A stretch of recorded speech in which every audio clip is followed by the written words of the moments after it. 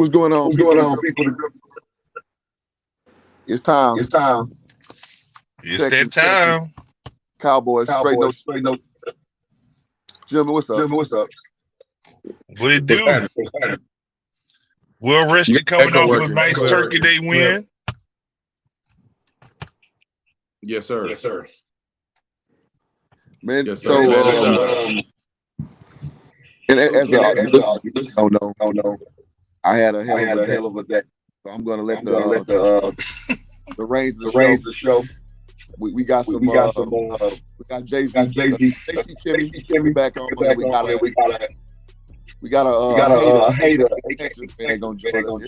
Hater in the house. Hater in the house. Y'all hit that like button. It's gonna be clap.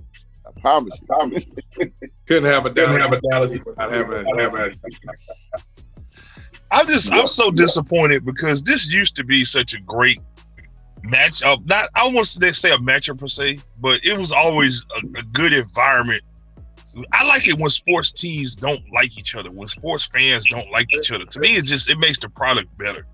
No doubt. But the Houston Texans are so damn pathetic right now. It's like we had to go out of our way to make this even interesting because nobody cares about the Texans. Nobody. Except this one guy. We found one Texas fan. You know how hard it is to find a Texas fan right now? But I will give this man props. I respect the hell out of this guy. This is a true blue football fan. No matter what, if there's a better way to describe ride or die, I can't see it. Because this man has been through this absolute shitstorm of a football team for the past 22 years since they've been in existence. He's a good dude. He knows his football. He knows his team. He rides for his team.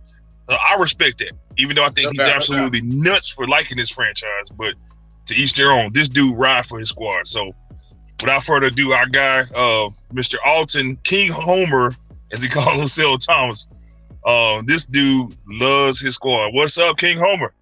What's going on, everybody? What's happening? There is not a man on earth that I can think of who hates the Dallas Cowboys more than you.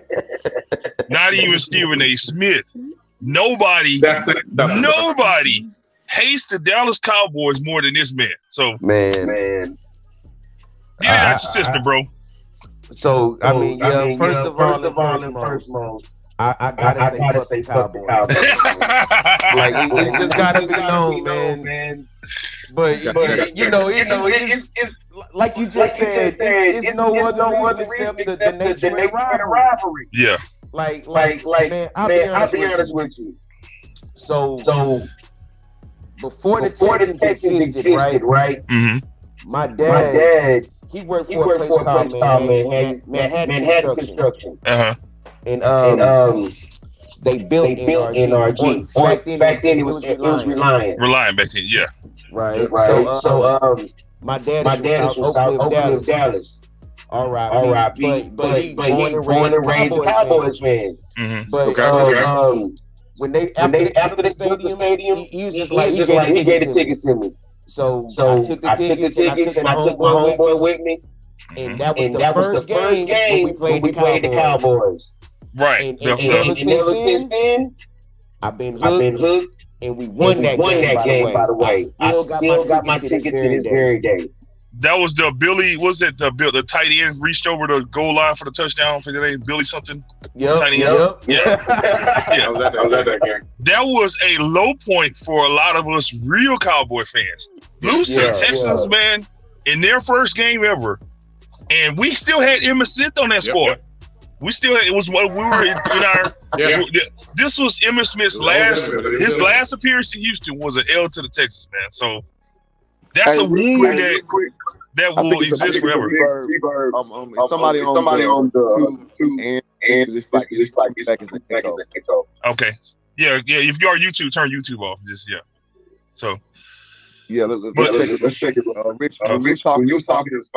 I'm getting echo now. Darren, talk. We got one too, Cliff. I hear echo too. Okay, me and you echo. What about Darren? Hey now, what's that? Yeah, so make sure there's no other why it's doing that. Okay. I'm gonna try to drop everybody. Let's try this so we can get a good comment. Get JC up here.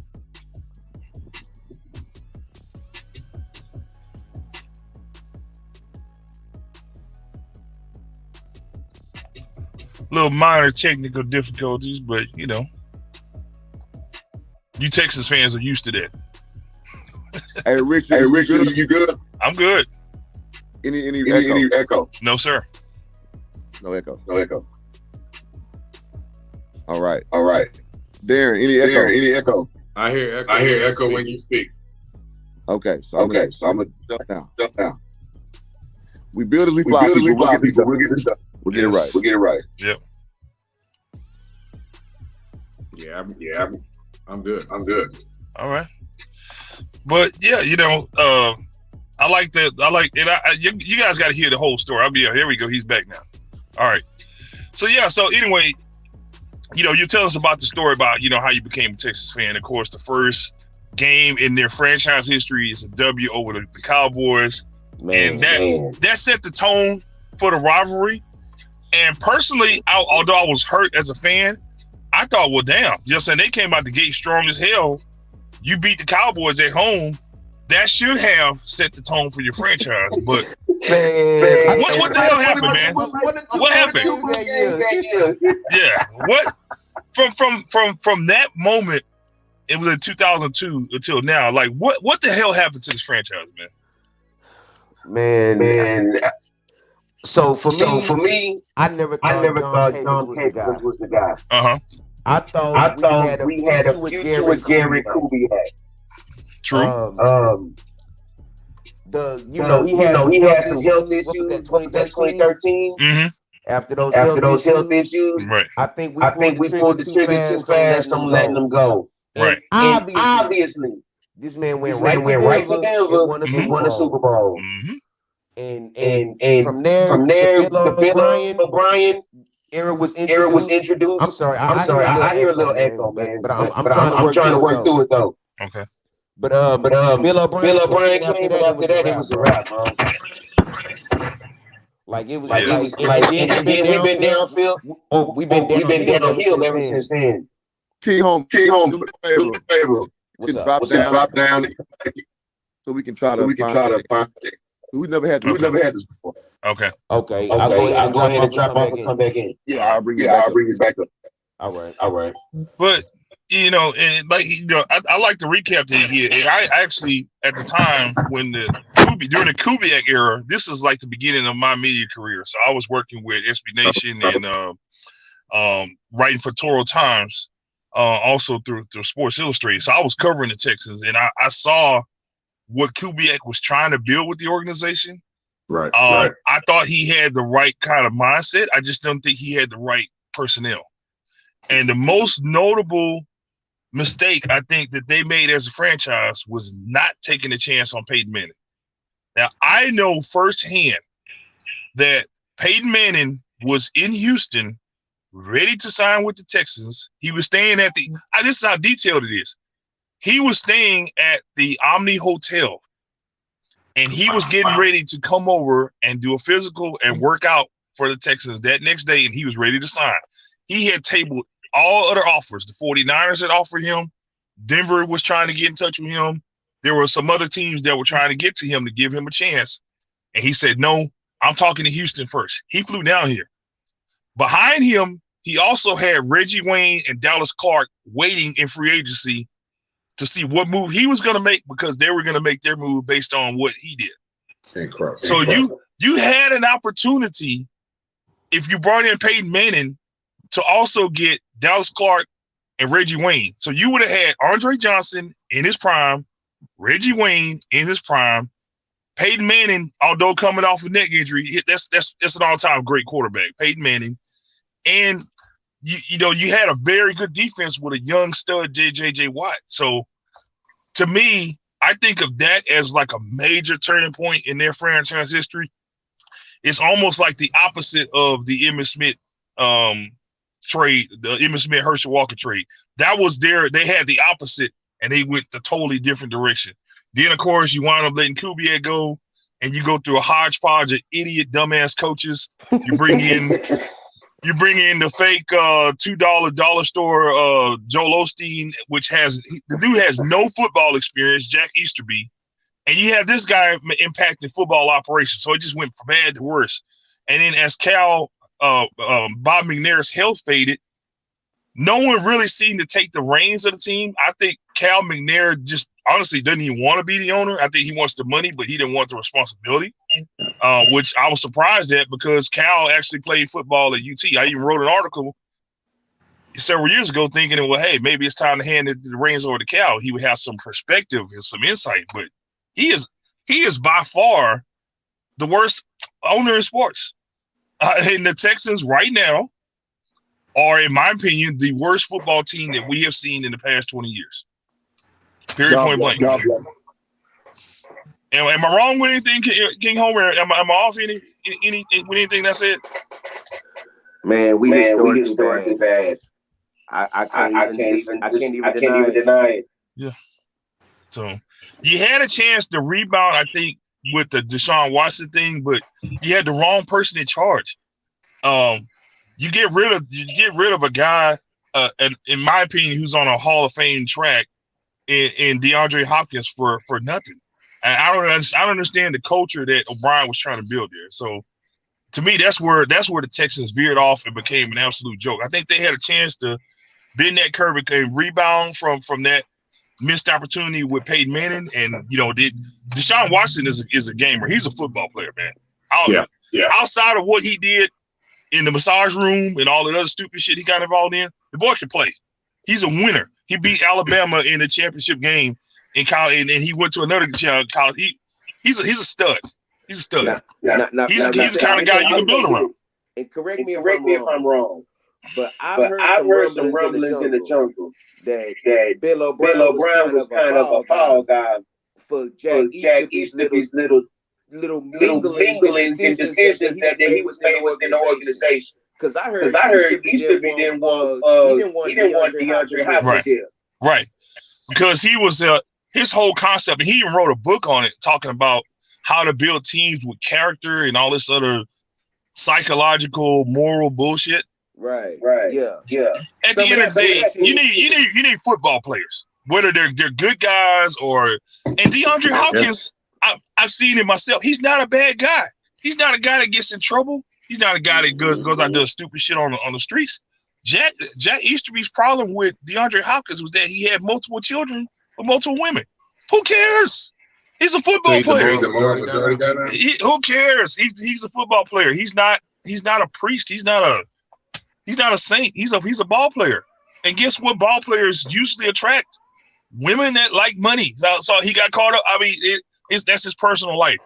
But as a player, I personally observed that man come in early, stay after practice, come in on off days, work with receivers. He used to work with TJ Yates and have him come in and throw to him.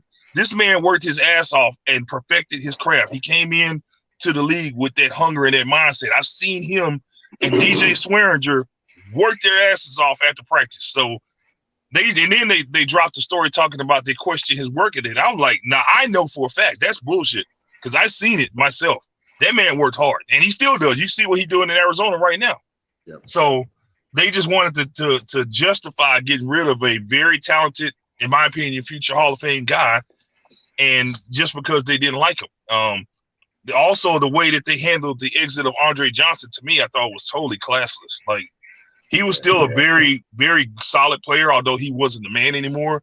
But I think you could have handled the transition with a lot more class, and I think that's why Andre still doesn't really have a liking for the organization. He's not around like he is, and he even applauded when they fired Jack Easterby. He went on Twitter and went on a rant. I remember that. And players see this kind of stuff, man. Players see the environment. Another thing that I know firsthand is that when Jalen Ramsey was a free agent, Jalen had a condo here in Houston that he leased out because he was looking at the possibility of signing with the Texans. And David McGilla Dave McGilla is his agent. Mm-hmm. And Dave McGilla told him, do not sign with the Texans. So you miss opportunities to build your franchise when you got a rotten culture. And I think at the end of the day, that's what happened with the Texans, man. It's like their core. And I ain't going to front. I still got questions about the Cowboys culture. We're winning games in spite of, I think, Jerry Jones, because it's that same kind of culture where you get personal feelings and personal relationships and all that over football. Business comes first.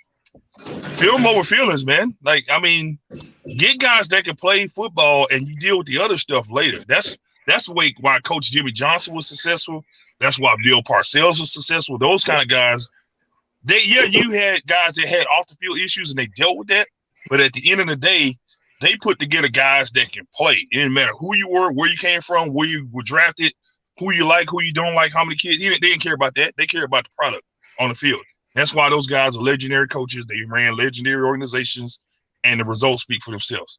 And I think that's where the Texans went wrong. Now, how did they dig themselves out of this hole? Honestly, until there's a significant change in the leadership in the front office. I think Casero is a very capable guy, but I don't know how much leverage he has, and I don't know if he's going to even be around after the season because they may just clean house out again. Lovie Smith is going to be collateral damage to that also. You guys are in one hell of a hole. And although I don't like the Texans, I hate to see that franchise, especially for the city of Houston. I hate to see them in such terrible shape.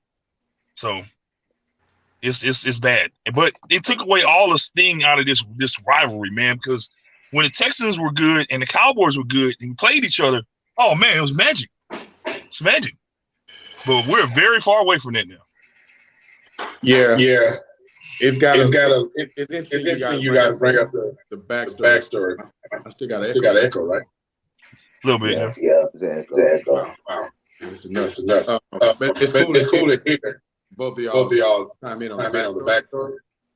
And there's some parallels to what Rich just brought up on how particularly with Houston, undermine what could have been extraordinary rivalry, which is already now.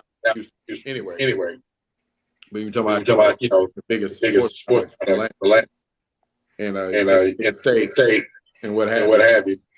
The added Cowboys and Dallas and Houston. I didn't know something.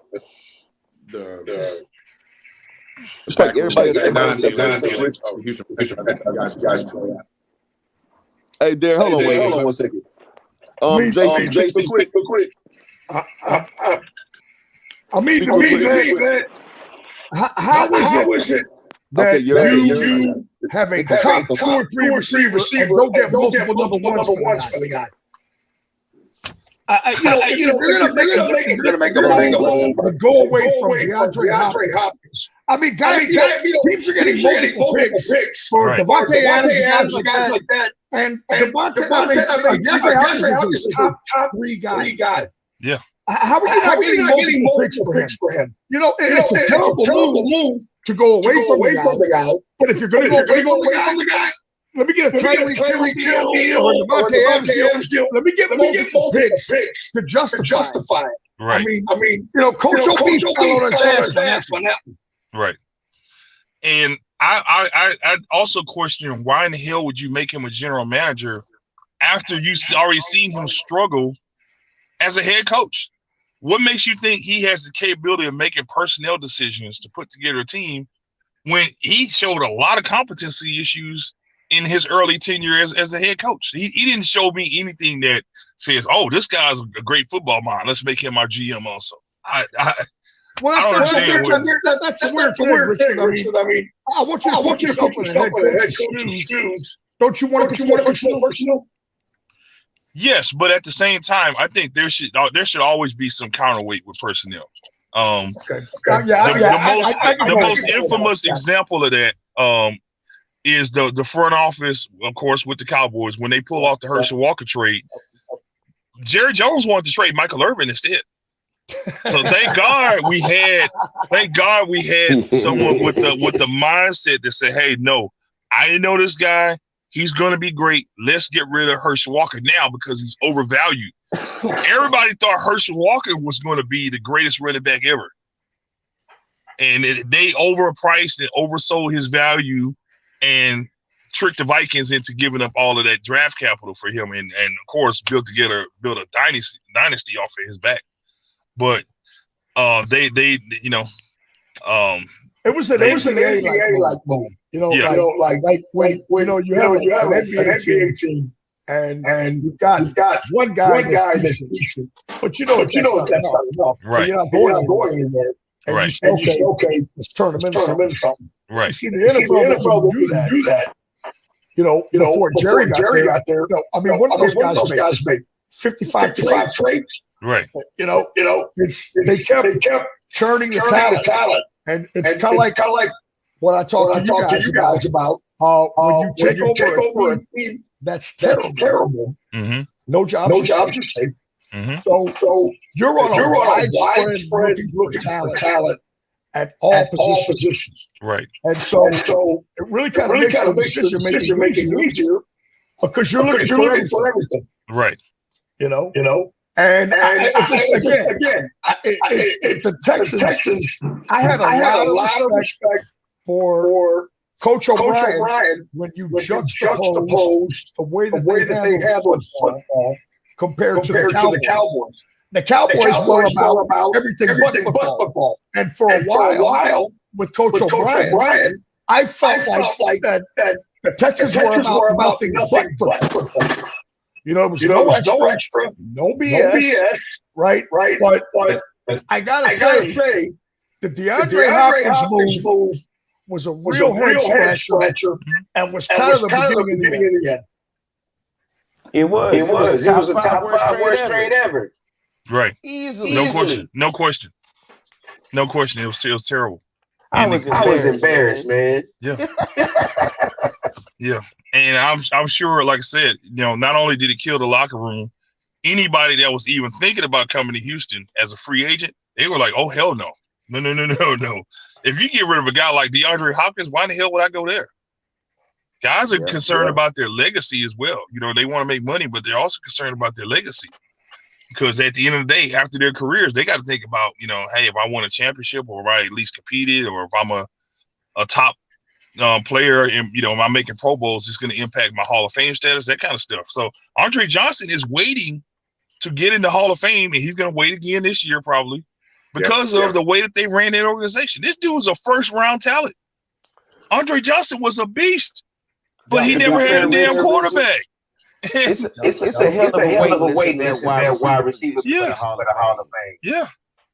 But he would be at the top of it if he was in an organization that ran it correctly and had a quarterback receiver tandem. He never really had that, man. He had, the guy from Forever 21 probably even got reps at quarterback with Texas, man. So, great players don't want to be surrounded by idiots. Right. If we had a Super Bowl appearance, I think it bump him up the list. Yes. Real talk. Yes. So it's sad. Like he's like I said, he's going to get in, but he's got a coach class ticket, and that's because of that. So other guys are looking at that and saying, "Hell, I'm not coming there." And like I said, to me, the two biggest misses was number one, not taking a chance on Peyton Manning over freaking Matt Schaub. Good Lord, what? Even if you're wrong with Peyton Manning, and he turned out not to be who he was before, you still would have had Reggie Wayne, you would have had Dallas Clark, you still would have had Andre Johnson, and you still would have had. They had a mean defense at the time, even if it didn't work out. And if I'm correct, I think Arian Foster was like a up and coming back. He wasn't quite Arian Foster at the time, but I think he was like one of the third team guys or something like that. So, but the point is, you had talent. You had talent around the organization at the time, even if the quarterback didn't work out. I think he could have been a game manager, which he was in Denver. Let's be honest, Peyton Manning was not Peyton Manning in Denver. They had, I think, just as good as a defense that the Broncos did when they won the Super Bowl. Yes. When you had Watt in his prime, Cushing in his prime, you had those shutdown corners, man. They was nasty. Yes. For those listeners, I don't see why they couldn't have been successful with Peyton Manning, especially if Peyton Manning with a chip on his shoulder, because the Colts just threw him in the trash. So he came back to the league after that neck injury with an attitude, and Well, they He gave up would've a been- number two, Schaub, so they got mad at the money on that one. And Right. felt like the investment was too high, and that's getting mad at your money. But yeah, Kubiak did make a big mistake there because he picked up the phone and he called Bob McNair and said, you know what, I want to stick with Schaub, and I just unbelievable. But I think the two organizations kind of mirror each other in that respect. That like there's been like a boneheaded decision or two that just kept them away from being legitimate Super Bowl contenders. And man, what a treat it would be if we ever got to see an all-Texas Super Bowl. We got close with the Oilers. The year that they lost to Buffalo was the year that the Cowboys curb stomped them in the Super Bowl. And I tell everybody, if that comeback didn't happen, the Oilers would have beat the Cowboys in the Super Bowl. That Oilers team was ridiculous, man. Like Jamie that running Williams said that he played with the 49ers and the Oilers, and he said the Oilers had more talent. Yeah. Those receivers, and I mean, I'll be honest, our secondary, because we won defensively because we had Charles Haley. We had that great pass rush. Our DBs were not all that on that night. That was 93, I think it was. Our DBs were not all that, man. They couldn't keep up with those receivers. That run and shoot offense, they would have sliced the Cowboys up. Warren Moon would have a ring right now if they would have beat Buffalo. And the rivalry was intense. Right. They hated the Cowboys. Right. And they always played very, very, very well against the Cowboys. Again, you look at the talent that they had. They were loaded. That roster was absolutely loaded. But they had a situation where the defense was mad at the offense. Mm-hmm. And I've coached teams that were starting to be like that. And I cut that short immediately. Right. Because I've been as a player on offensive teams that weren't producing. And the defense was producing games. And so, it's 12-0 going into the fourth and ends up 33-0. Mm-hmm. Because the offense can't let anything going. And I understood why those guys were mad. But you can't let it get to that point. You just can't. Because that team had so much talent. How many receivers? How many running backs? I mean, come on. The secondary had Bubba McDowell, Steve Brown, Dishman, on and on. Blaine Bishop. Yes. Yeah, they were loaded. Loaded. Absolutely. So how do we get to that? How did we get what? I said I love history on the franchise. Their respective which leads us to 1-11 and 1. Who was the one again? Who was the tie against? The tie was against the Colts, who was probably the second worst team in the NFL. That's true. That's a fact. Yep. And how does Dallas possibly lose? I'm not gonna speak as if they don't stand a chance in hell, because we know our Dallas Cowboys. If anybody has disappointed their fan base more than any other franchise in sports, it's been the Dallas Cowboys. They like to play down to their competition for some damn reason. I don't understand it. On paper, this should be an absolute annihilation. The Texans don't even know who the hell the quarterback is. I think they know that they don't have one. You went from Davis Mills to Kyle Allen back to Davis Mills. Personally, I don't think either of those guys even belong in the NFL. I laughed my ass off when they even signed Kyle Allen, because as a U of H fan, I remember when we bitched his ass, and I'm surprised the dude even made it to the NFL. Yes. He's not a good quarterback. And Davis Mills, for certain, is not that guy. So I think the Texans are just. He was better last year. Yeah. But he's not the guy. He's not. I make fun of him in the group and I call him the mayor. That's just to run those people hot, though, man. Hey, big shout out to Squad. Oh yeah. Sports Mayhem, by the way. Yeah, they're tuned in today. So shout out to Squad Up, man. There's a very hell of a fun group you got, man. I've been a member of your group for several years, man. I love to talk sports with real sports fans, man. You guys, I appreciate it. Y'all keep it 100. I'll keep it funky, and I like it. I love it. I love the shit talking, but at the same time, it's not just dumb fanboy shit. Like, we actually talk football. We actually talk sports. Yeah. Shout out to Squad. Shout out to Hoop Jargon. Our base, man, loyal, great sports fans, man. I just love it. I love it. So this game, honestly, I don't see how the Texans offensively can deal with that monstrous Cowboys defensive line. And Micah Parsons is playing on another level right now. The defensively speaking, they're going to cause problems for the Texans, and we already know that Davis Mills is not one to respond well when apply pressure to him. As long as they run the football, control the tempo, continue to put pressure on Davis Mills, he's going to make mistakes. We might see another Diggs interception today, maybe two. Or Deron. I'm expecting some sacks, man. I'll be honest. Right.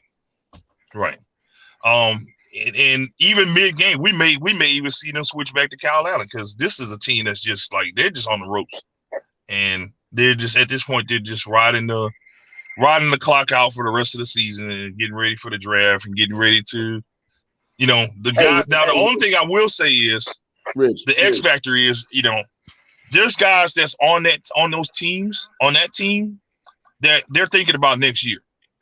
They know that there's going to be major changes in the front office and the coaching staff next year. They also know that some of them aren't going to be around. So it's always dangerous to play against guys that know the change is coming, because they got to put out a good film. Yep. Because whoever comes in is going to. I gotta just say record and play devil's advocate, man. Because what if the impossible happens and y'all boys hell, man. I'm deleting my Facebook account for a week, because I know your shit talking is gonna be like next level. Rich, that would be like winning the Super Bowl for you. Hey, Rich. Yeah. Stop being nice, man. Hey, I don't think that'll be better. This team is remember, I'll say this. It would be worse than Dallas losing to the Jets. Yes. That to me, that's the worst loss in the last probably 10 years. Right. When they lost to the Jets. And remember, we lost to the Texans on their first game of franchise. We were supposed to win that game. We still had Emmitt Smith, and we lost. We lost the game. Yeah. Hey, listen. That would be hurt. That would be terrible. Hey, check this out. Here's what we should do. We should put Micah Parsons at tight end. Oh my God. Disrespect. Wow. Do a little JJ after boy. Yeah. Rub some dirt on him. Look, the Wildcat. Oh man. Hey, we gotta get Turkey some touches. Oh. Don't give the Beav any ideas, because that's one factor is they get too overly excited and they do dumb stuff, and you let them hang around. Anything can happen. Yeah, anything can happen. The punch stands that you just like bring up on the game was they do have a really good. Yes. Really good running back. Yes. And so Dallas is all of their ills in terms of stopping the run.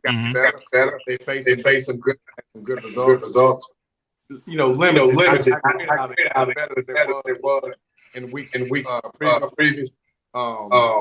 So they need to continue to focus and improve on run. Because if they get some third down, put some drive. The longer that game, better. any other game, you get other teams that win or think about winning. So the big thing is still simple. Stop the run because we know for a fact that if it comes down to Davis Mills dropping back, then it might be a 50. But if they can keep it used to that with the run game, and Dallas still have some weakness there, keep the buck. So they focus on Richards. Got some guys that are playing contract, got hard, and they eliminated. These guys are playing, and when you guys got there and not to be fair, you can't take them lightly, no matter what direction. So they focus on what Houston can and which is one of the good things. They take that away or get up early, not kick field goals, then the Texans need turnovers, and I want to go back to the 2002 game where they had Quincy Carter mic'd up, and he leads into the huddle and says, "You guys are running the wrong route." That's what they need to have. It's going to take mistakes, and it's going to take the Texans taking some risks, and maybe an onside kick, getting a special teams play. But make no mistake about it. This is the NFL. I hear so much about schedule strength. Now, if you were a college team and you said your last 6 opponents were in the top 25, you would think, oh man, that's a hell of a schedule. That's the NFL. Right. Okay. If you walk around, these guys will be. That goes for anybody. Yeah. Anybody.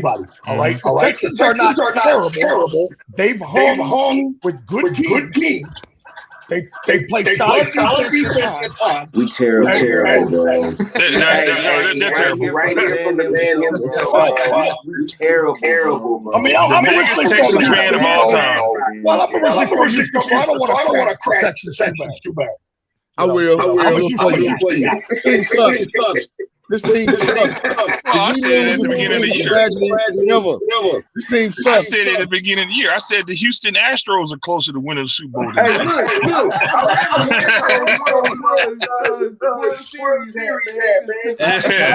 Y'all enjoy the Astros, man.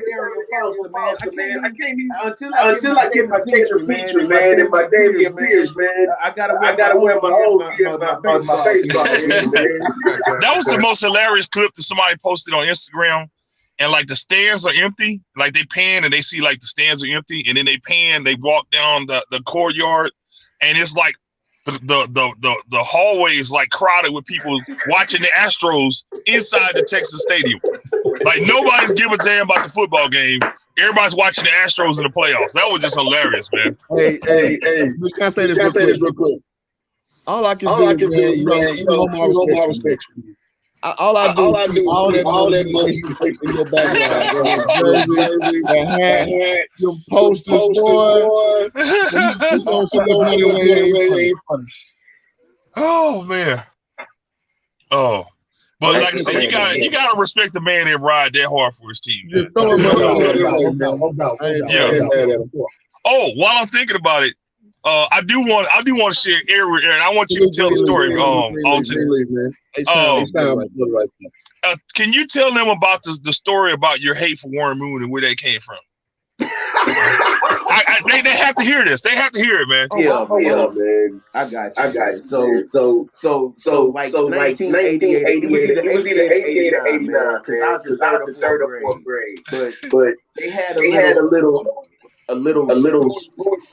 autographs kind of thing. A major sports event and George R. Brown Center. So I went up there. Full intent on getting Warren autographs. Just straight up. My godmother hit tickets to it, so we went up there and I saw Warren, man. And honestly, I think it might have been booze or something like that. Different hindsight. But all I remember, man, was I tapped him on his shoulder, and I was like, Warren. Can I get an autograph? Mr. Moon. You know, I'm just talking to him, patting him on the back, man, and ignored me the whole way. Like talk about 50 yards and patting this man on the back. So you know, he got to his booth and he still didn't say nothing to me. And you know, I was like 8 or 9 years old. I eventually just got to the back of the line, man. And it was a long way. And I was like, fuck that autograph after a certain point, man. So I just went to some other people. I got a Jose autograph. I don't even remember who else, man. But it was only a few people up there. But I went up there more and it never happened. And I ain't gonna lie, man. I held a grudge since that shit, man. You know. He had a little personal controversy going back in the mid-90s, man. I ain't go deep into that. But you know, I was like, man, look, that's exactly what Joe has boy. Straight up. I'm trying to my autograph. Hey, King Homer. What's up, man? Hey, you got you used to disappointment at an early age.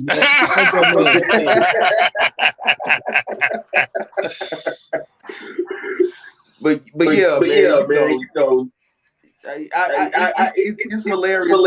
I didn't even know that shit was going to I started talking about it, man. It's one of the most epic stories. It's funny. It's hilarious. And like to see the venom, like anytime somebody mentioned Warren Moon, he just goes like ape shit, like, whoa, fuck Warren Moon.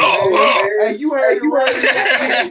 Tell him to holler at me, man. Yeah, but the good thing is, right, the good thing is, we are going to break that curse. And this is one thing I want to share that I am so proud of you, man, because you said that you are making a commitment to stop smoking, which is good. This is a healthy thing. It is a wise decision that's going to add years to your life, man, and the quality of your life. So I made a bet with my man King Homer. I said, listen, man, every year I cover the My Brother's Keepers event with Warren Moon, Vince Young, and Andre Ware have. So if you're willing to commit to stop smoking for a year, I will personally take you to the event this year coming up, and you will get to speak to and get your autograph from Warren Moon. So since then, since we made that agreement, this man has not picked up a cigarette. So I haven't. How long has it been now? How many months now? December 8th, 3 days ago. That made 5 months. Outstanding, man. Nice. Outstanding. No doubt. Outstanding. Outstanding. Your team got to get smoked today, though. Yeah, they're gonna get smoked today, so you don't need cigarettes. But we're looking forward to that, man. And like we're gonna film it and all that. And, Warren's gonna hear the backstory to all this. So this is like, it might be one of the things that like help fix the Houston curse. Is like, that connection was broken. We're gonna reestablish it. Maybe that just put some good juju out there for the Houston sports franchises, man. If I was Warren, I'd be pissed off for life. I looked at this guy's film and UW, and you're telling me that Tom Landry, Chuck Noll, Don Shula, Bill Walsh looked at this guy and said, he's a fucking safety.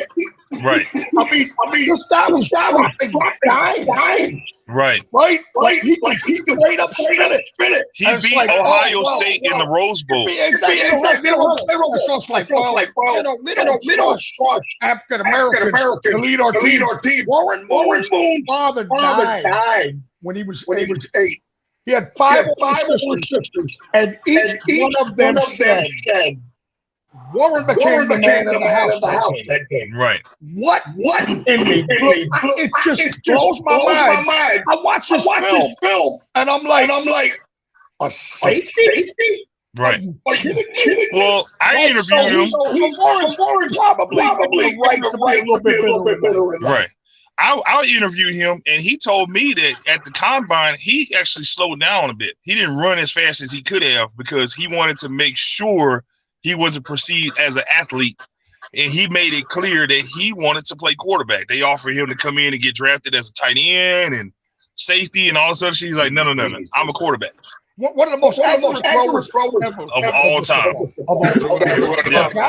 Really spread it. Right. Hey, Richard, just to piggyback on that, man, it's no secret. If he hadn't played in the Canadian League for those years, he would have broke Dan Marino's record. Right. No question. No question. Like he was the guy, man. Right. Make no mistake. Right. Yeah. Right. One great couple wasn't good enough.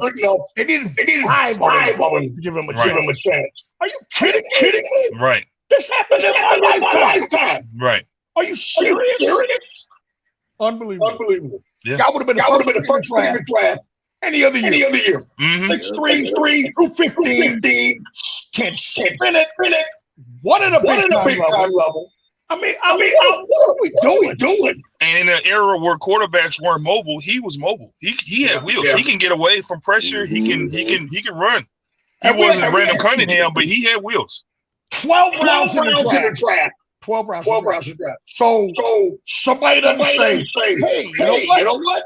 I'll spend a 12-round pick on this guy. Bring him in the camp. Not even the Oilers. Not even the Oilers, who at the time had Giff Nielsen as the damn quarterback. Are you kidding me? The news guy? Get the hell out of here, man.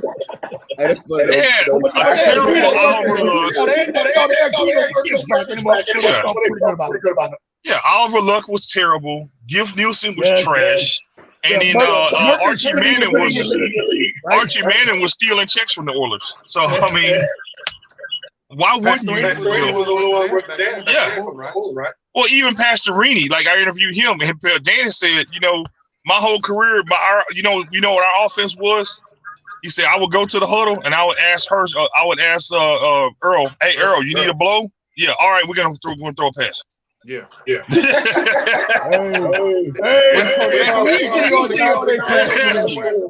threw the ball where Earl Campbell needed a break.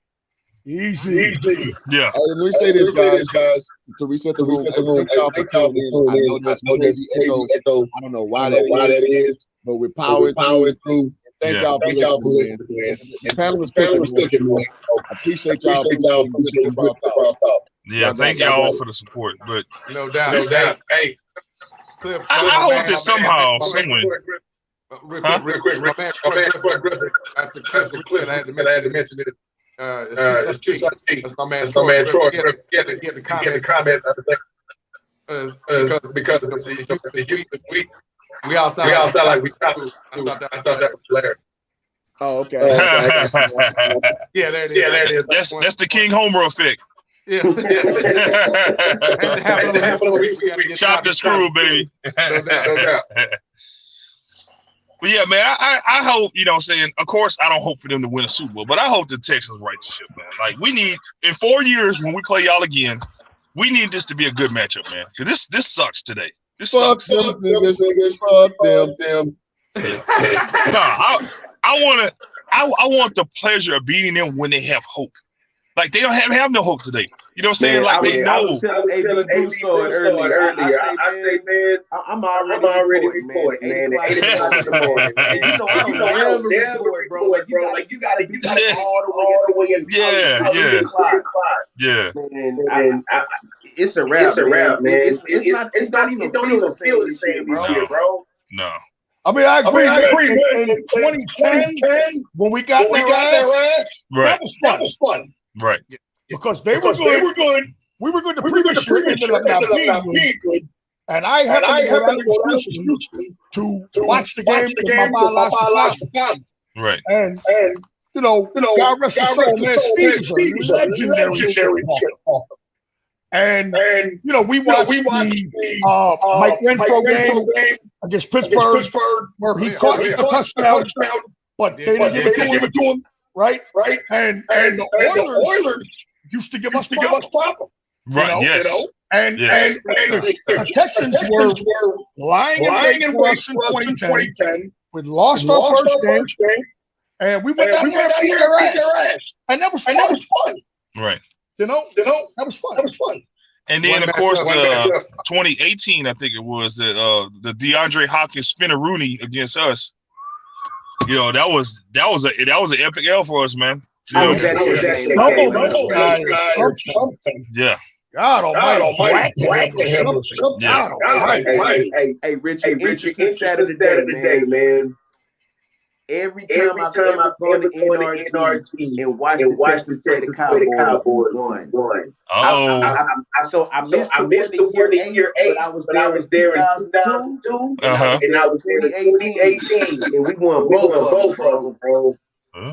Well, and we had y'all on the road today, so you get the Romo spin off of JJ Watt. Off of JJ Watt. That was a great Romo spin rolling. Yeah. Because the Texans were really good. Yes. And they're playing a loaded AFC. Baltimore, Pittsburgh, New England. You know what I'm saying? San Diego at the time. Right? Right. You really had to be good to make hay in the AFC. And the Texans had a good ass fucking game. Right. I mean, a great defense. Arian Foster led the league in rushing 1 year. Right. I mean, come on, man. It's like they were on their way, man.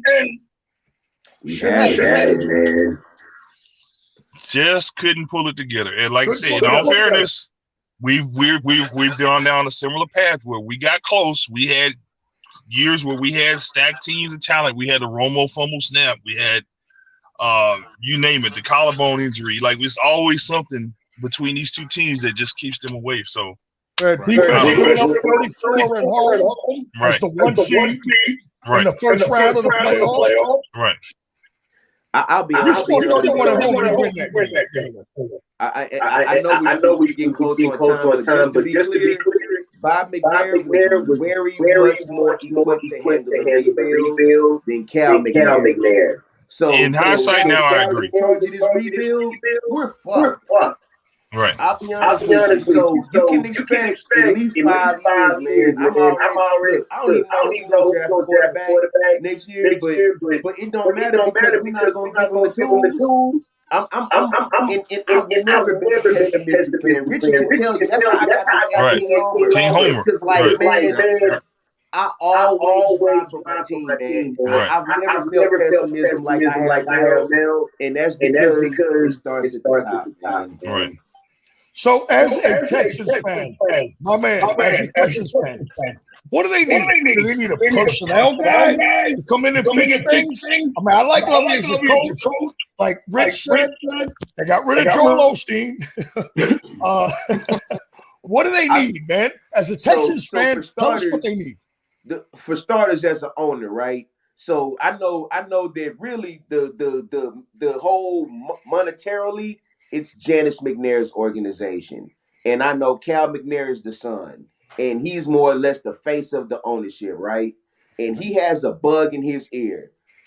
That bug does not need to be fucking Jack Easterby. It needs to it probably need to be Andre Johnson or somebody just on the cool. Sounds like the Cowboys to help him manage the organization.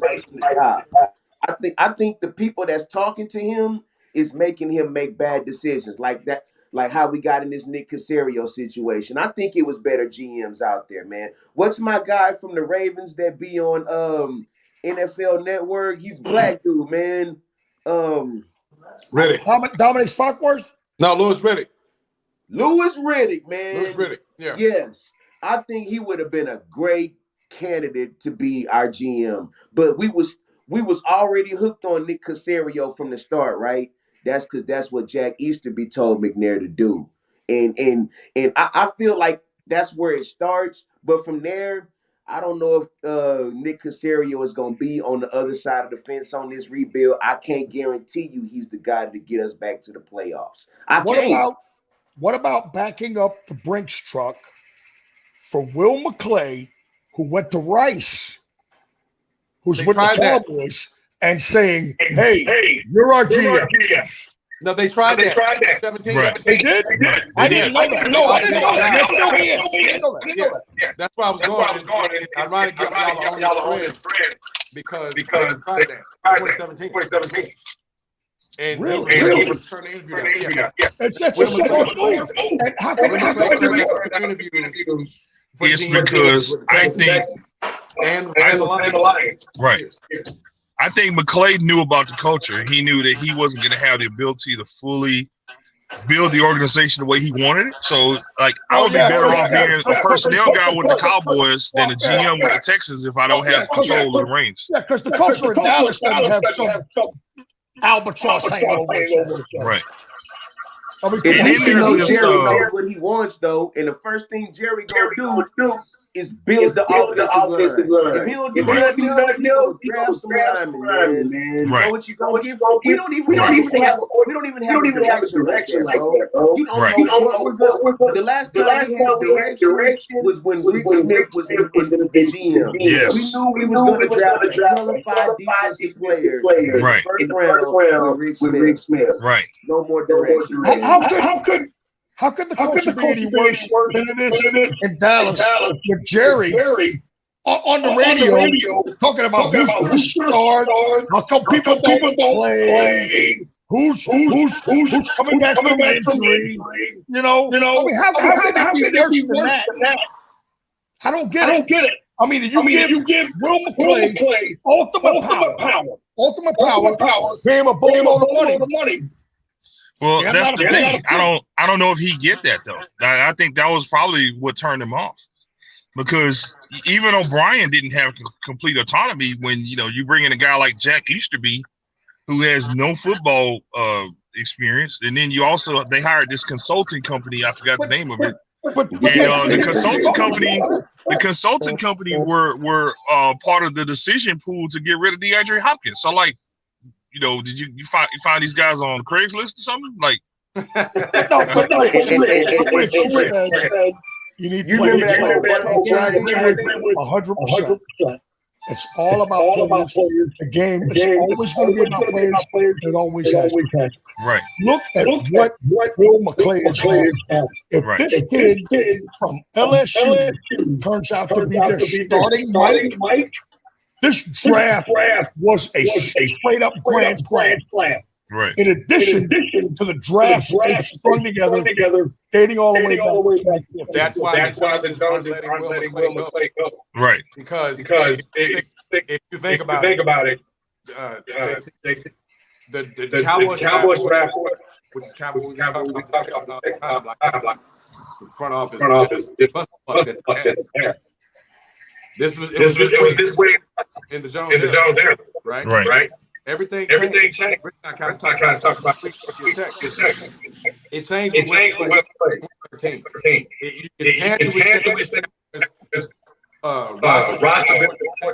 Jerry Jones no longer personnel wise. It was the draft. They decided one to take Travis when Cliff and I talked about in the first round, and the following year. They took Zach Martin. Instead of Menzel. That was the Will McClay. That's when you knew tangibly. Yes. And that was all time. And look how that roster basically since 14. Right. What the Cowboys are missing is that McClay doesn't have control of free agency. Well, no, Rich, are you saying that McClay doesn't want that spotlight? Because what my man is saying, it sounds like somebody needs to come in and take control of that. Yeah. I think you've been close to somebody Jones because the old man is exactly that. The opposite going to take over. Runs most of it. But yeah, again, I think at some point, Jerry's I think 80 or slightly over 80. At some point, he's gonna hand the keys over to McClay. I think he knows. Well, I'll tell you what, he's getting paid like a GM anyway, so the money's there. If he's paying McClay $25 million a year, it's worth it. Right. So y'all don't think you're gonna give it to Stephen Jones? No, Stephen Jones is going to be the CEO and the owner. Yeah, Stephen is the capologist. Right. That's what Stephen is. He's the capologist. Right. Now, if you look at their history, their pro personnel scouting in terms of free agency is pretty good. It's been solid. Hasn't been terrible. All right. It's when Will McClay came in, took control of the draft, and they stopped drafting backups and special teamers, okay, and started drafting players. All right, because of Will McClay, that it got good. So Stephen is the capologist, and Thank God Will McClay is a young man. Will runs the scouting. And he's been really good, JC, at the bottom of the draft. And it's evident in this game today. You look at the did we fix the fifth round pick? Exactly. Fifth round pick. Exactly. You look at Lawrence Armstrong. Yes. Fourth round pick. This is all Will McClay stuff. Yes. And these guys are contributing. Right. Well, when did they get Donovan Wilson? 6th round pick? Something like that? Donovan Wilson, 6th round. And Donovan Wilson. What about Brand? What about Brand, the kid from Fresno State that's got 3 picks? 5th rounder. It's beautiful. Like, that's how you win. Like, look at the Patriots. Look at anybody that's been good. Look at the Ravens, who had the best GM probably in history with Ozzie Newsome. Look at the late round picks they got that came through for them, came through like super glue. You know, it's funny because you have these teams that value these picks. You know, well, we're not going to come off of a 4th round pick for Brandon Cooks because that's too much, but we'll give you a 5th round pick. And every NFL team values draft picks like this. They're very stingy about it. The funny thing is they don't all do the right thing with them. Right. You know what I'm saying? They keep telling themselves, well, we can get a guy in the 4th round that could be Doris Armstrong. We get a guy in the 5th round that could be Brand, the kid from Fresno State. But they don't do it, right? When you start hitting on those lower round picks, because we all know everybody hits on your 1st round pick for the most part. Most of the time, yeah. Okay, you fall into it. You're back into it. All right? Michael Gallup, 3rd round pick. It's the teams that hit on the middle round picks that become solid starters and also understanding the shelf life of your players. Okay? Yeah. Most of them do have that 3.9 year shelf life, average career of an NFL player. Right. And so your team is going to be comprised of your quarterback, other stars. There's going to be about 5 to 8 of those that are getting 50 to 70 to 80 million of your cap. Right. The rest is going to be your middling free agents and your rookie deal players that are playing under rookie deals. You get that production out of them, okay? Who knows? Probably a lot of them fall off after there's 5th round picks and 4th round picks that hog out, right, early on and then fall off. Because as all of us, we played this game. We all know, all right? It makes less of a man of you the more you play it. It beats you down. Yeah. Okay. Staying power is a bitch. Okay. And most fall off. But if you're shuffling in the right guys that are not murdering your cap, okay, and you're having success with them, that's how you win. Now, here's the thing. The Cowboys offset that because they have gone to what Daniel Snyder has gone to. Okay. Daniel Snyder had all these huge free agents, Deion Sanders, Haynesworth, and all these guys, and then they just stopped signing free agents altogether. Just stopped. But that's because Snyder's a cheap ass. Steven and the boys looked at it and said, how many of these guys in year 5 produce in year 6, year 7, and year 8? You look at it now. The Cowboys don't sign big money free agents either. So that helps your cap. That could be more clear with the way that the whole Odell Beckham thing is going out. Yeah. Exactly. 10 years ago, Rich, he's already a Cowboy. Yep. He never would have left the building without a contract. Man, I don't think y'all should be. I mean, you know, and again, man, fuck the Cowboys, man. I gotta just say that, man. But I'm surprised you only said it twice, look, man. I don't think y'all should be chasing after OBJ, man. That's not the one, man. It's not a good look, bro. I just think he does have leadership qualities, and he's got experience because this is a young receiver group, and he's been a dominant player. He's been a number 1 guy. You know, from all accounts, he works well with others. He pushes the guy. He was a very significant part of that Rams team that won the Super Bowl. Yeah, but it was supposed to be about what I was looking to get from him. Gallup And it's supposed to be about getting Gallup more touches, CD more touches. It's supposed to be about developing a third guy. It's supposed to be about who you drafted. And it's supposed to be about the tight ends. So I knew they were never going to sign OBJ. They were never going to, from a football standpoint. You had Jerry running around saying, oh, we love the guy. Then what happens? The day Odell says, yes, I'm scheduling my Cowboy visit, what did the Cowboys do? We've activated James Washington, who was ready to play 2 weeks ago. It was all a front and a facade, okay? They weren't going to sign Odell regardless, okay, because that would be, in a sense, getting mad at their money. Sign Odell, well, why'd you trade Amari Cooper then? You didn't. You traded Amari Cooper. You traded Amari Cooper because you wanted to get guys more touches. Look at that tight end group, and you still got Pollard who catches passes. Brown has stepped up.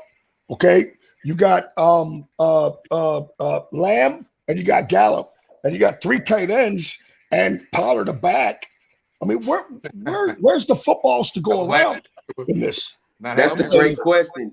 What about Dak Prescott? Is that the guy or what? I was just about to say, listen, I love Dak, but I don't trust Dak in playoff situations. So, hey, you get him one more season route runner, then goddamn it, sign him. I got no objection whatsoever. Right. I would agree with that. I think that's fair to say that. Again, I mean, the line is something is impossible until you do it. Okay. Would y'all draft another quarterback and groom them behind Dak? No. We don't. We don't really. They're not like other organizations that draft a quarterback every year. Right, Rich? Do that. That's not what they do. We stumbling at that. It's not. We stumble into quarterbacks. Other than Aikman, we really stumble into quarterbacks. When's the last time they drafted a quarterback other than Dak? Y'all do be all in on y'all quarterback. It's no secret. Right. Oh my God, ain't that the truth? That's it. Right. They're all in on him. Whereas you have some organizations, I know in the past that San Francisco drafted a quarterback every single year. Right. Why not? Yeah. That was you ain't gonna do like the Texans where we'll have a Ryan Mallett, Brock Osweiler, TJ Yates. What was my dude? There you go. That's Brian good point. Hoyer combo, man. We be having quarterback elixirs, man. Y'all, at least y'all keep it consistent, man. But I don't think Dak is gonna be the one though. I feel like he's a good athlete, but he has football IQ issues. We've been questioning that for the longest on this show. Yeah. And what we said is our best shot is if we go to a defensive-minded culture, sort of like the Ravens with Trent Dilfer, where we build our organization around the defense, we manage the football game, we score points when we need to, and don't turn it over. That's their best shot. He is the opposite of Romo, but the same as Romo. He's the opposite of Romo in that he played at a pedigreed school in a huge conference. By and large, for the most part, he's been super durable, okay, up until recently, all right? Had the great pedigree, whereas Romo didn't play anywhere and was hurt all the time. They're different guys, but it's always something with them. You could win with Romo, you could win with Dak, but you better have a hellacious defense and you better have a hellacious team. Balance, man. They never had balance with Romo, and they just now got balance with Dak. It's just now. Exactly. Just now. So let's let it play out. Somebody getting rid of Dak Prescott just because he don't think he's the guy. Well, let's let it play out. Yeah, let's let it play out. This balance that you're talking about, let's let it play out. Way worse. Hey, if it doesn't happen with all this balance, now you really got a controversy. And that's what Dallas hadn't had for probably 15 years. And they do now because in 2014, the defense was still soft. In 2016, the defense was extra soft. Oh, yeah. Okay? Yep. Now you look at it, that's like last year they had the number one offense. This year, they damn near got the number one defense. It's crazy. Yeah. So now, right? Dak came back the number one offense. Well, we're at the point to where it's now, look, Dak, you got this year and maybe next year. There ain't no excuses. That's why they. I don't even know about next year because the purge is going to happen after this season. With their salary cap help. They signed him to a 4-year deal, and every deal in the NFL, no matter how long it is, it's always a 3-year deal. Every big deal in the NFL, even if it's 4 or if it's 7 or if it's 6 or whatever the fuck it is, it's always 3. Right. Teams always give themselves an out after 3. 3 and out. We're coming up on that. Hey, hold on real quick, y'all. We got a contribution to the stream. Man, shout out to my guy T Cole, man, hoop jargon member. Yes. Live on it, What man. up? Appreciate that, T. Cole. You know what they get you over here, man? They get you that dollar bill action over here. That's love, bro. Yeah. Appreciate you. Money. Yeah. Money. Yeah. Appreciate you. Nice. All right, go ahead, man. All right, now we're going to land the plane on the show. We kind of going past the hour mark. It's been good, man. Even though people been hanging in past the echo, and appreciate the listening audience, man. So let's go into the game predictions, man. We got to do a part 2 of this, man, after the game or something, man. This has been awesome, man. No doubt. Yeah. We're gonna let our guests go first. JC, King Homer, y'all let it rip on the predictions. 31-17 Cowboys. The Texans hang in longer than people think based on pride. And my man, Lovie Smith, who I have a shitload of respect for, who got screwed in Tampa. Okay. All right. And I think he's a good coach. And I'm a Houston guy. Okay. And so when I hear all of there's a lot of Astros hate up here. And my biological father was an Astros fan who didn't live to see them win a title. So it kind of hurts me a little bit. So I don't have the same Houston hate. 31-17 Cowboys. They don't cover, but they win. All right, man. I'm gonna just keep it simple, man.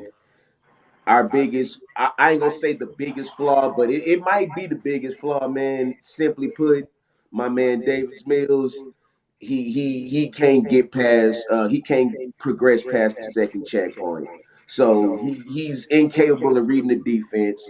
We probably gonna score one touchdown, and that's gonna be a rushing touchdown from Damian Pierce, and we're gonna get 2 field goals. So you give us 13 points, and defense gonna probably be a little scrappy first and second quarter. After that, we're gonna get tired. I know y'all gonna run the ball on us with Zeke and Pilot is coming.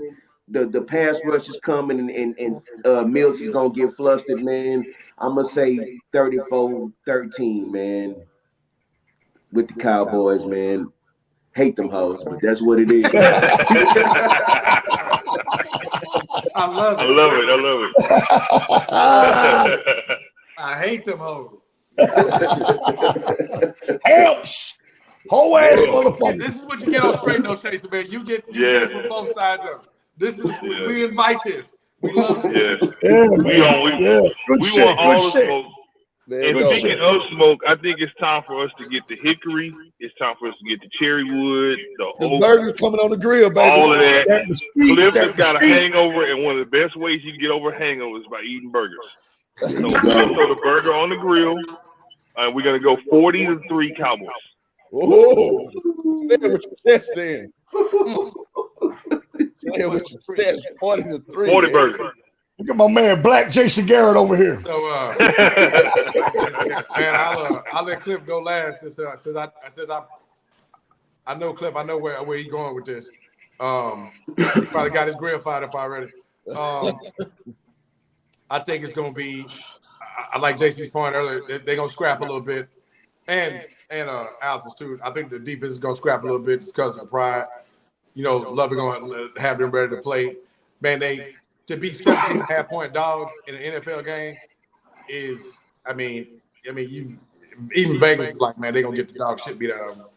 I think it's gonna happen, but I think they're gonna be competitive, probably a little longer than you expect. I still think they cover. I got Dallas. I think I got it at 44-17. Dallas. Okay. Y'all just know we're gonna let them go in the third, fourth quarter, man. Y'all already see the blowout coming. Oh, absolutely. I think. Look, hey, Alton, I will say this. I think Brandon Cooks is gonna catch the starting quarterback. God, I just went blank.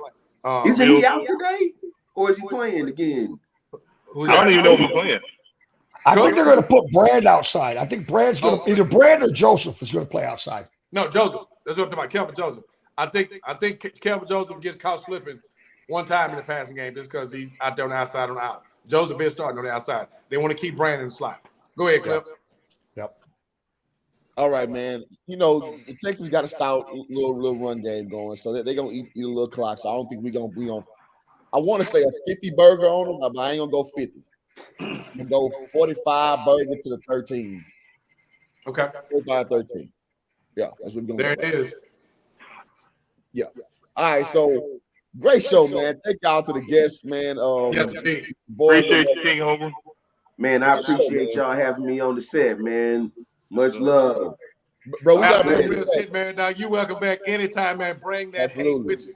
Hey, In the words of Clayton Bigsby, Dave Chappelle's character, you get that hate in your heart, let it out. Open your heart and let that hate out. Hey, at least we could have came in with 2 wins, man. I'd have had a little bit more energy, man. But you got a shot because you got the Colts again on your schedule, don't you? Don't y'all have the Colts again on your schedule? I think so. We got one more with them motherfuckers, man. That's the last shot you got to win the game, I think. Yeah. Hey, normally we don't have these echo issues, man. So next time it'll be more fluid, man. So come on back, man, so we can talk some gang, man. Most definitely. Hoop jargon is legit. Hoop jargon, y'all, is legit. I'm trying to tell you. And another shout out to King Homer's group. Tell them about your group, man. How they can follow the group. Yes, sir. Oh man, Squad Up 24/7 Sports Mayhem. We on Facebook. It's invite only. So you can't find us in the search engine. So just man, Richard, send them boys an invite, man. We love to have you. We all about represent your squad, and we're gonna talk some mad shit. You probably get flamed up a little bit, man, but it's all a part of the culture, man. It's all love, I promise you. Yes. Good shit, baby. Good shit.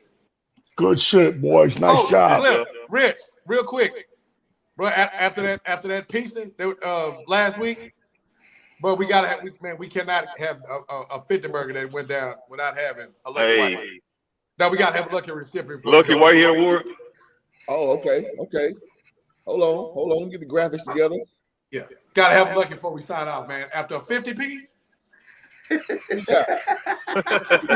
Lucky Whitehead Award. Lucky Whitehead Award, man. There he is. Lucky Whitehead. Yeah. Nice. All right, who you got? I'll go first. That bum ass nigga who I don't even remember his name. Bland, you get the award, sir. That's a good call, bro. That boy fucked around and got a triple-double last week. Yeah. 2 interceptions. a fifth round draft pick. Yes, fifth sir. Round rookie. That's my Lucky Whitehead Award winner. Go ahead. Good. Rich, who you got? I'm gonna go with the Beef for not calling stupid ass plays. Hey man, that's a good call, man. All right. Yeah. That's a strong call. Yeah. Man, my lucky man, I'm gonna have to go. Actually, Cliff kind of my Lucky Whitehead Award, man, goes Donovan Wilson. Mm-hmm. That's that man, dude. He had like 10 solos. Now Donovan Wilson played out of his mind, and quiet as it's kept, I think Donovan Wilson is playing himself into the Pro Bowl. I'm gonna go with Peyton Hendershot. Hendershot, another tight end around, and he's going to catch 3 passes for 39 yards and a touchdown and a 2-point conversion. Oh man, I like the kid. But good shit, man. Great to have you boys on again. Cliff, put that burger on the man. Get that. Hey, so man, y'all hell, man. That's what you mean by the B. Y'all hell, man. Y'all are hell, man. That's a big listen. original. Hey, Burlington Coat Factory about to get hit up after this game as we beat the hell out of the Texans. Get that fresh fade, get those creased up and creased up. Well, one thing we do need to real quickly tell you all tonight. I'm sure you know because you know the difference between actual Cowboys fans, which is what we are, and affiliates. Right. So we can't stand them either. We cannot stand Cowboys affiliates. We fucking hate them. Now, we got Cowboys fans. Man, since he's our guest, we hate them. Yeah, we hate them.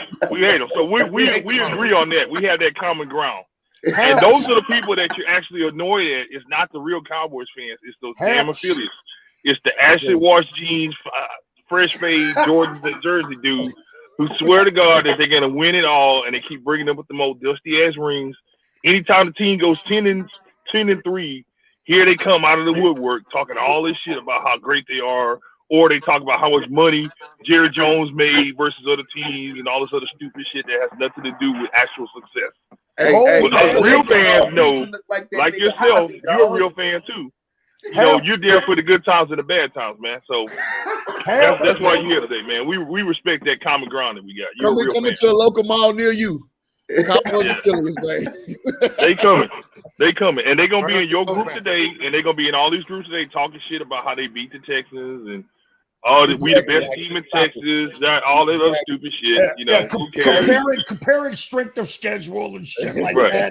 Like, there's a tournament at the end of the year, dumbass. It's called the playoffs. All the they're gonna do some stupid shit like post the Cowboys all-time win record versus the Texans all-time win record. Something stupid like that. It's whack. It's corny. We know. Yeah. All this old style point shit. Save that for college. It's not real. All right. Take your W and head to the house. There you go. JC bring like JC only can do. And King, I'm gonna give you the last word, man. You the guest of honor, my bro. What you got, man? Hey, man. Go Texans, win, lose, or draw. I gotta say. All right, man. It's in the show, y'all. While we talk to y'all. I'm playing, man. Go ahead, brother. Hey, no, man. But hey, I appreciate y'all having me on, man, and looking forward to a good slate of games today, man. I got a few investments last week of fantasy on deck, so I got a few tricks up my sleeve in my leagues, man, and we're gonna make some shit happen, man. And I appreciate y'all having me on board. Tell that boy Warren Moon I'm game for it, man. And hey, either way, I swear to God, man, I'm done with the SIGs, bro. Done with those, man. That's for life right there. That's what's up, bro. That's what's up, man. Thank y'all, baby. Houston. There you go, man. Congratulations again on your streak, man. Keep that going, bro. I'm proud of you, man, for giving us smoking, man. So, but like I said, we're gonna keep everybody updated, and we're gonna video your interaction with Warren Moon, and I'm telling you that's gonna be viral. Once everybody hear the story, it's gonna be viral. There you go. But I'm proud of you. I'm proud of you for giving us smoking, though, man. That was a good decision. All right, y'all. We're gonna land the plane on the show. I got a work call to get on. So thank y'all so much, man, for being a part of this. Thank y'all for tuning in. And we're gonna let Kendrick Perkins, LeVar Ball take us home. Shout out to Hoop Sharky, man. I'm gonna add you to the crew, man. This crew called Hoop Sharky. They've been getting at it, man. They the ones that's gonna grill you, man, because they majority are all Houston people. So that's shout out to Hoop Sharky. Man, I'm here with my man with Hoop Jargon, the best in the game, man. And I only live selected few in my circle. And this is the real dude right here. We gonna get down with the get